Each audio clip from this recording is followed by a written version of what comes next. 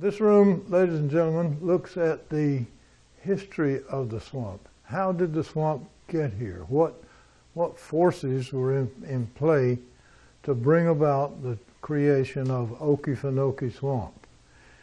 And if we go back in time about 2 million years, this map only shows it for 1 million, but it's about 2 million years was the time of the Pleistocene era. Prior to that period, there had been many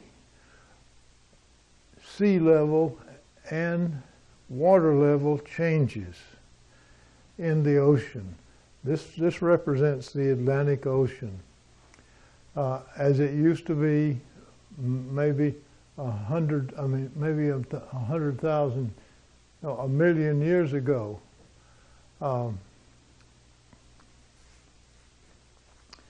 At that time, there were still remnants of old glaciers, still were present in the far north. If you look at the line where the glaciers came down from the north, they only came down to about the level of the northern tier of plants, the northern tier of states, which was about New York, New Hampshire, Vermont, maybe Pennsylvania, across to Michigan, Montana, Oregon, and the state of Washington. So all across the northern tier of states is as far south as the glaciers came. But those glaciers were extremely high, 5,000, 8,000, 10,000 feet high. That was a big chunk of ice that sat there for thousands and hundreds of thousands of years. In doing so, it changed the climate and the weather of the entire continent of North America, because the cold air that came off of those glaciers, even though they were melting, even though they were melting, those glaciers still cooled the air above them. That cool air came down south here and cooled off the entire nation. It was very cold. The area here where the swamp is today was very dry and dusty. Most cold winds are very dry winds. In the summertime, water has a tremendous, the air has a big, tremendous water holding capacity. So in the summertime, the air is moist. And we can see that by going outside and looking for the trails of the airplanes. Every morning, from about 5 o'clock till about 11 o'clock, the sky is crisscrossed with contrails. And if the contrail is very, very short, right behind the plane, say a couple of miles, that's short,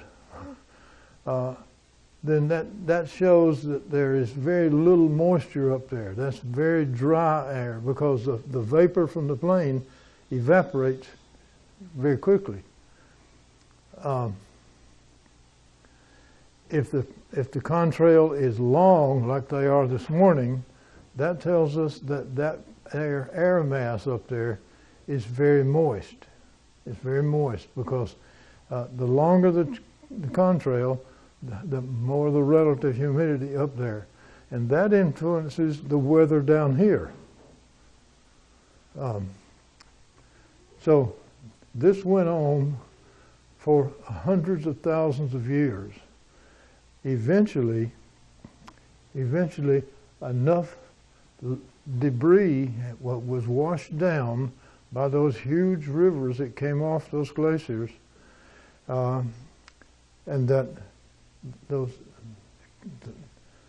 water that came down carried with it the litter, the debris, the sand, even rocks. Underneath Okefenokee here, underneath the swamp, as it is today, there are 60 feet of sand. 60 feet that was carried in here and dropped. Underneath that is about 20 feet of limestone. 20 feet of limestone.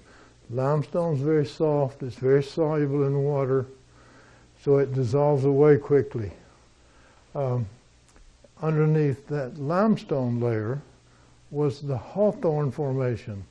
That's clays and cobbles and rocks, but mostly clay. And clay is like putting a plug in the bathtub. Water just has a very difficult time going through it.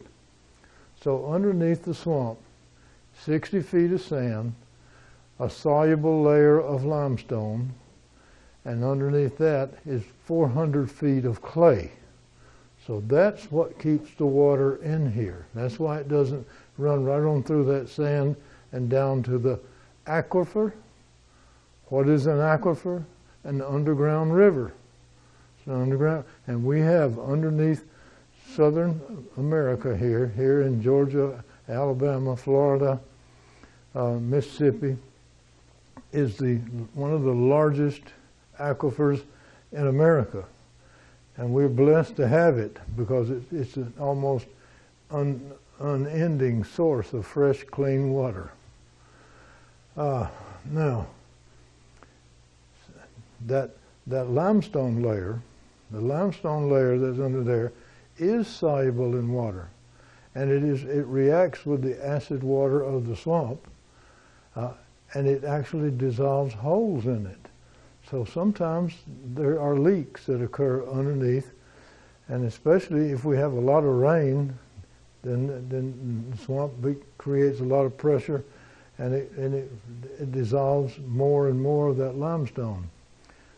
And when the limestone dissolves all the way close to the surface, guess what happens?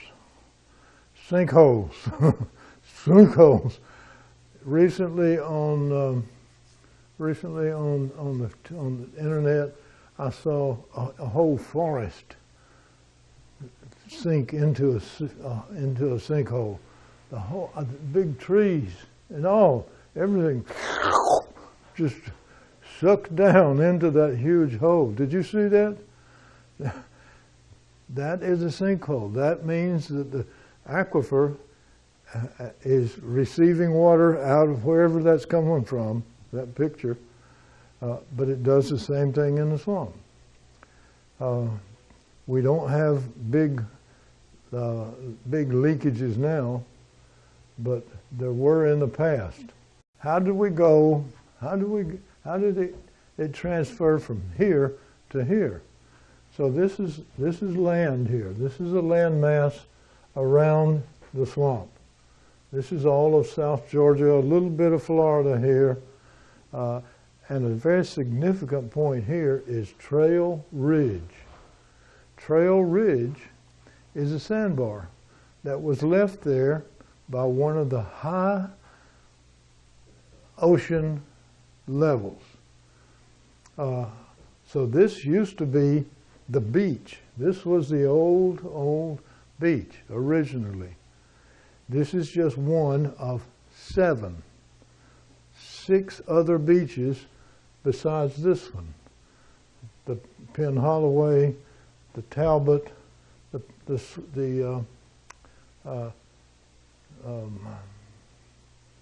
anyhow, there's six other old beaches all the way to the ocean. And as you go you say, well, where is this one? Well, if you go from here to Hoboken, and you go out of town at Hoboken, and you go around the curve, and suddenly up there is a fire tower on top of the highest point back in the days of forestry when they had to line of sight identify fires. There's the fire tower. That's 105, 110, 115 feet maybe. And then you put the fire tower on top of that, they can really see over the whole southern part of Georgia. So that's what that is, and that's why that is a sandbar left by the original old beach. This was the first of 6 old beaches.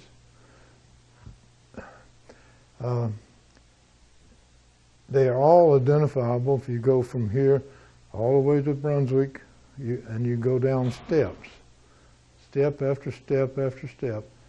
You may not realize it at first, but if you go back over it a couple times, you go from Hoboken to Nahunta, down the hill, because there's Brantley County High School down there in the bottom, and you keep going, you come to the Lulaton International Airport out there, and there's another drop off there, and you go downhill gradually to Waynesville, and you keep going, and there are other steps all the way to the beach. There are other old beaches out there, and if you look hard enough, you might find a seashell. You might. So all of this is a process that's still going on today, but it is so slow, ever so slow, that we, in our lifetime, cannot even realize it. We think 100 years is a long time. What about 1,000 years? How about 10,000 years? What about 1,000,000 years? And this is just a blink in the geologic scale. It's just a blink. It's in the last classic layer it's called the tertiary zone. And on the bottom of the tertiary is a little red line that says Pleistocene. That's 2 million years, but it's a tiny little red line. So we in our conscious tend to identify time within a lifetime. Most folks think a lifetime is a long time. It's less than a blink. It's 1/10 of a blink. So this process is still going on, and it will go on ad infinitum into the future, because we can't stop time, we can't stop erosion, we can't stop deposition, because it's a process that's continually going on and on and on. Today's system, today's beach out there off Jekyll and St. Simons and Sapelo and Cumberland, that beach is called the Holocene beach. That's the present day beach, Holocene. This is Pleistocene, 2 million years. And it's still just the blink. So the earth is changing, and we just have to be patient and slow and watch for changes. In the Okefenokee, there are changes every day. By the millions, there's changes. When a leaf falls from a tree, that's a change. When it hits the ground and decays, or it falls into the water, then something different happens. A different process occurs on the bottom. And that's the process of the formation of the land of trembling earth. And they don't call it that here. But today we refer to this surface as the land of trembling earth, simply because of the peat it's accumulated at the bottom, and the peat process goes on and it raises the surface, and then something happens to change all that. It's called fire. Fire is the other major impact. Fire and rainfall are the 2 dominant forces that control Okefenokee Swamp.